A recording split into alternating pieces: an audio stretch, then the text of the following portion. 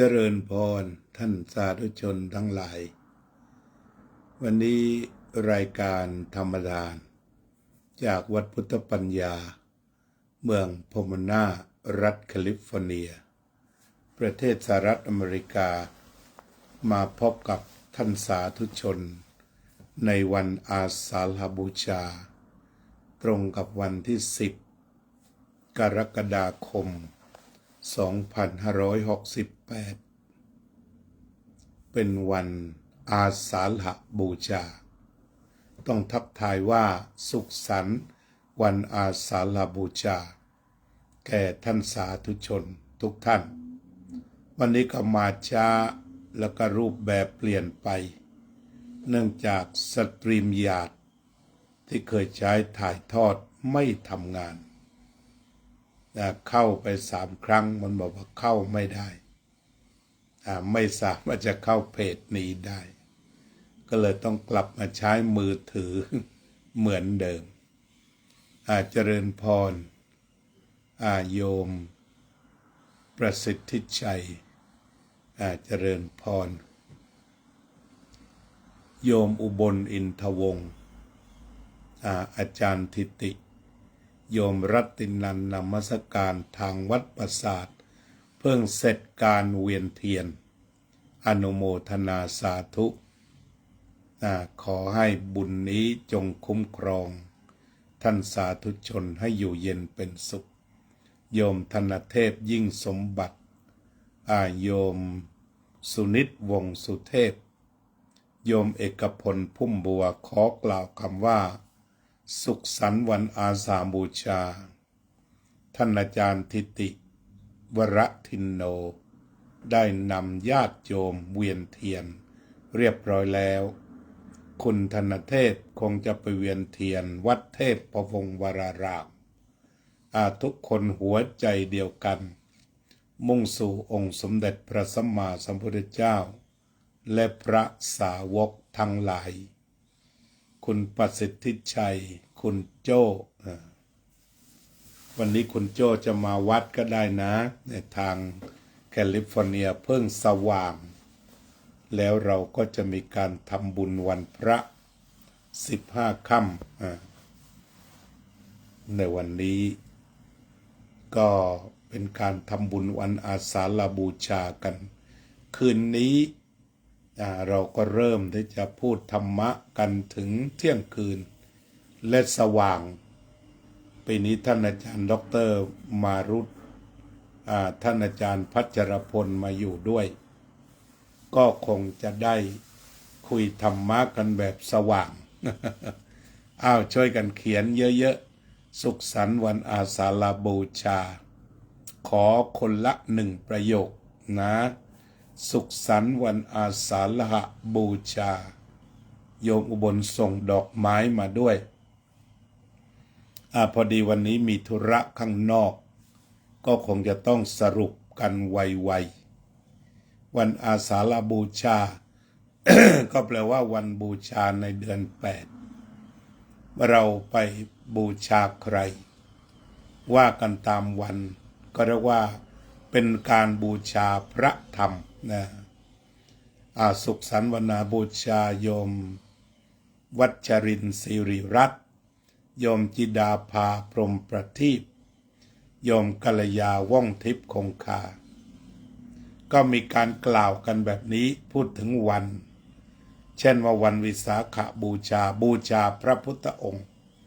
ในวาระประสูติตรัสรู้ปรินิพพานพอถึงวันอาสาฬหบูชาก็คือบูชาพระธรรมพระพุทธองค์ทรงแสดงพระธรรมจักรกับปวัตตนสูตรณปาอิสิปตนมฤคทายวันเมืองพาราณสี อันนั้นก็วันนี้เดี๋ยวไปวัดครับสุขสันต์วันอาสาฬหบูชาโยมเอกพลพุ่มบัวเจริญพรอาจารย์ทิติสุขสันต์วันอาสาฬบูชาโยมกัลยาสุขสันต์วันอาสาฬบูชาให้คำอวยพรนี้เป็นพรเป็นความสะอาดสว่างสงบ แด่พี่น้องทั้งหลายที่เรียกวันนี้เป็นพระธรรมเราก็เอาจุดเด่นคือพระพุทธเจ้าทรงแสดงธรรมจักรกับปวัตนสูตรที่เรียกว่าวันมาฆบูชาเป็นวันประสงค์ก็คือพระสงฆ์มาประชุมกัน 1,250 รูปณเวฬุวันจึงมีทั้งวันพระพุทธพระธรรมพระสงฆ์ที่นี่ในแต่ละวันถ้าเราได้ระลึกถึงพระองค์ระลึกตามนี้เช่นว่าวันวิสาขะระลึกถึงพระพุทธเจ้าว่าพระองค์ตรัสรู้อริยสัจทรงทบทวนปฏิจจสมุปบาททรงระลึกชาติของพระองค์ได้ทรงระลึกถึงชาติของสัตว์ทั้งหลายได้และทรงเข้าถึงบรรลุอริยสัจจนสิ้นอาสวะเรียกว่าอาสวัคยญาณนี่ก็เป็นการระลึกถึงพระองค์แล้วก็ระลึกถึงพระธรรมในวันนี้ก็คือธรรมจักรกับปวัตนสูตรจับเอาหัวใจได้แก่สัมมาทิฏฐิความเห็นถูกต้องสัมมาสังกัปปะความดำริถูกต้องสัมมาวาจาการพูดจาถูกต้องสัมมากัมมันตะการทำการงานถูกต้องสัมมาอาชีวะการประกอบอาชีพถูกต้องสัมมาวายามะการเพียรชอบถูกต้องสัมมาสติการมีสติถูกต้องสัมมาสมาธิก็คือการทำสมาธิอย่างถูกต้องเพื่อมรรคผลนิพพานหรือว่าเพื่อให้จิตสงบมั่นคงอ่อนโยนสมควรแก่การงานเนี่ยเรียกว่าสัมมาสมาธิหัวใจเป๊ะอยู่ตรงนี้ทีนี้วันนี้เป็นวันสำคัญอย่างไรบ้าง เราก็ว่ากันไปตามประวัติเลยเป็นวันที่พระพุทธเจ้าทรงแสดงปฐมเทศนาแปลว่าเทศครั้งแรกชื่อว่าธรรมจักรกับปวัตนสูตรคุณนัทพรหมเสนลึกสิงแก้วเขียนบทความไว้เยอะฉะนั้นช่วงนี้โยมก็เขียนทีละข้อขึ้นมาแล้วอาตมาก็จะอ่านโอเคไหมไม่ต้องเขียนเยอะเอาแต่หัวข้อเช่นว่าพระองค์ทรงแสดงปฐมเทศนาแล้วก็มีพระสงฆ์ครบถ้วนในวันนี้คือหลังจากแสดงธรรมเสร็จแล้วพระอัญญาโกณฑัญญะได้ดวงตาเห็นธรรมบรรลุเป็นพระโสดาบันเห็นว่าสิ่งใดสิ่งหนึ่งมีความเกิดขึ้นเป็นธรรมดาสิ่งนั้นทั้งปวงมีความดับไปเป็นธรรมดาเราก็ระลึกถึงพระสาวกดีกว่า ระลึกถึงพระปัญจวัคคีย์ดีกว่าโยมนัทพรหมเสนนะมาระลึกถึงพระสาวกดีกว่าระลึกถึงพระอรหันต์สบายกว่า ไอ้ที่แล้วก็แล้วไปศึกแล้วก็ไปเป็นคนดีต่อเถอะศึกแล้วเป็นคนดีต่อไปอย่าไปทำชั่วเพราะเหตุว่าเดี๋ยวกรรมชั่วจะซ้ำเติมฉะนั้นทุกคนแหละไม่ต้องทำชั่วเพราะทำชั่วมันได้ชั่วช่วยกันทำดีช่วยกันทำความดีให้มากขึ้นของแต่ละคนโยมพโยเจนพนัทโยมโซเฟียสุภาพรช่วยกันเขียนสุขสันต์วันอาสาฬบูชาโยมวารินีแทรกขอจากพังงาสหายธรรมที่เคยเดินทางด้วยกันจากสวนโมกอันดามันสู่สวนโมกขพารารามขอบคุณที่ติดตามรายการก็เป็นนะว่าเมื่อพระพุทธเจ้าแสดงธรรมจักรกับปวัตนสูตรแล้วพระปัญจวัคคีย์มีพระอัญญาโกณฑัญญะเป็นต้นก็บรรลุธรรม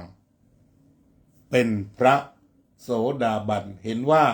สิ่งใดสิ่งหนึ่งมีความเกิดขึ้นเป็นธรรมดา สิ่งนั้นทั้งปวงล้วนดับไปเป็นธรรมดาสิ่งนั้นทั้งหมดดับไปเป็นธรรมดาอันนี้ก็เป็นพระโสดาบันเดิมชื่อโกณทัญญะแต่พระพุทธองค์ทรงพระอุทานว่าอัญญาสิวัตโพโกณทัญโยเมื่อพระโกณทัญญะสรุปว่าสิ่งใดสิ่งหนึ่งมีความเกิดขึ้นเป็นธรรมดาสิ่งนั้นทั้งหมดมีความดับไปเป็นธรรมดาพระองค์ก็สรรเสริญว่าอัญญาสิวัตโพโกณทัญโยโกณทัญญะได้รู้แล้วหนอจากนั้นก็ชื่อว่าอัญญาโกณทัญญะโกณทัญญะได้รู้ธรรมที่พระองค์ทรงแสดงแล้วแล้วก็ต่อจากนั้นอีกไม่กี่วันตามมาด้วยอนัตตลกนัสูตรจนพระพระปัญจวัคคีย์ทั้งหมดบรรลุเป็นพระอรหันต์สิ้นกิเลสนะฮะโยมวัชรินทร์สิริรัตน์ตั้งเต็นท์โต๊ะเก้าอี้ติดไฟหน้าพระอุโบสถเรียบร้อยแล้วรายงานข่าวว่าเวียนเทียนเสร็จแล้วด้วยว่าอย่างนั้นนะตอนนี้ก็เวียนเสร็จแล้วใช่ไหมทางวัดปราสาทนิกรหรือว่ากำลังจะเวียนก็อนุโมทนาสาธุโยมจิรารัตน์เกียรติสันติคุณสุขสันต์วันอาสาบูชาวันนี้ก็ต้องมาอีกเช่นเดียวกันก็คงจะเวียนเทียนประมาณบ่ายโมงของวัดพุทธปัญญาแบบสบายโยมรมรวินจารุกุลศิลป์ก็เป็นอันว่า วันอาสาบูชาเป็นวันที่พระองค์ทรงแสดงปฐมเทศนา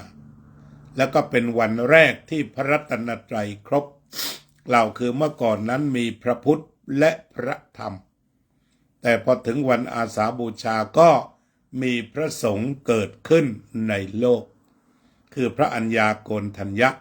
พระองค์ให้การอุปสมบทเรียกว่าเอหิภิกขุอุปสัมปทาในวันเช่นนี้พุทธบริษัทก็ได้ทำการบูชาเป็นพิเศษสำหรับรายการวัดพุทธยาคืนนี้สำหรับพี่น้องที่อยู่ทางอเมริกาก็จะมีการนิมนต์พระ6 รูปที่จำพรรษาปีนี้พูดธรรมะส่วนอาตมาอาจารย์พัชรพลและท่านอาจารย์ดร.มารุตก็จะอยู่กันสว่างอันนี้ก็เป็นการเรียนแบบสวนโมกขปาราราม ท่านทั้งสองอยู่สวนโมกเป็นพระสวนโมกก็ถือว่ามาวัดพุทธปัญญาก็นำของขวัญของผู้ใฝ่ธรรมมาแสดงธรรมกันเอาวันนี้ก็เอาเบาๆกันก่อนเป็นการรายงานตัวเพราะว่าอุปกรณ์ถ่ายทอดเสียแล้วก็ไม่อยากจะหยุดในวันสำคัญอย่างนี้ญาติโยมอยู่ข้างหลังก็เขียนกันไปเรื่อยก่อนสุขสันต์วันอาสาฬบูชาเขียนเยอะๆแชร์เยอะๆให้ระลึกถึงพระพุทธเจ้าระลึกถึงพระอรหันต์ชุดแรกของพระพุทธเจ้าได้ระลึกถึงพระปฐมเทศนาโยมหญิงจากสวิตเซอร์แลนด์เจริญพรพอดีวันนี้อาตมามีภารกิจที่จะต้องออกไปปฏิบัติหน้าที่ซึ่งมีแผนไว้นานแล้วก็เลยต้องอำลาญาติโยมกันแค่นี้อย่างไรก็ตามเดี๋ยวคืนนี้ติดตามแบบเต็มแล้วก็อิ่มแล้วก็ในวันต่อไปเราจะได้ขยายธรรมจักรกับปวัตตนสูตรกันไปอีกต่อไปนี้เรานั่งสมาธิเป็นพุทธบูชาร่วมกันยินดีต้อนรับพี่น้องชาววัดไทยสังกาเลนประเทศสวิตเซอร์แลนด์สุขสันต์วันอาสาบูชาโยมพัชรีธีรธรรมเกรกสุขสันต์วันอาสาบูชาโยมไพจิตสุขสันต์วันอาสาบูชาทุกท่าน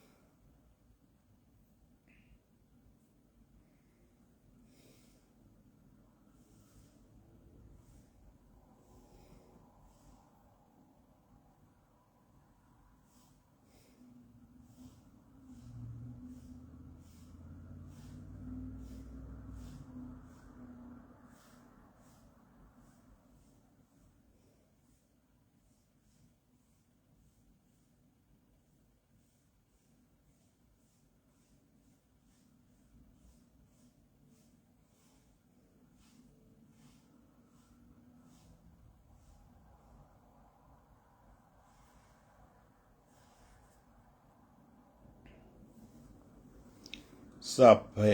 สัตตาสัตว์ทั้งหลายที่เป็นเพื่อนทุกข์เกิดแก่เจ็บตายด้วยกันทั้งหมดทั้งสิ้นอเวราโหนตุจงเป็นสุขเถิดอย่าได้มีเวรแก่กันและกันเลยอัพพยาปัจจาโหนตุจงเป็นสุขเถิดอย่าได้พยาบาทเบียดเบียนซึ่งกันและกันเลยอนีฆาโหนตุจงเป็นสุขเถิดอย่าได้มีความทุกข์กายทุกข์ใจเลยสุขีอัตตานังปริหารตุจงมีความสุขกายสุขใจรักษาตนให้พ้นจากทุกภัยทางสิ้นเถิด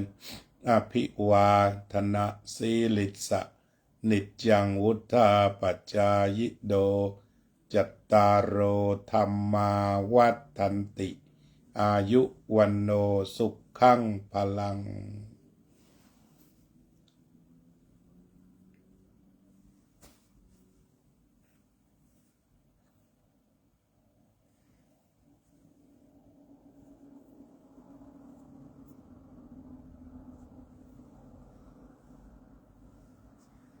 มีผู้ร่วมภาวนากันมากมายสุขสันต์วันอาสาฬบูชาด้วย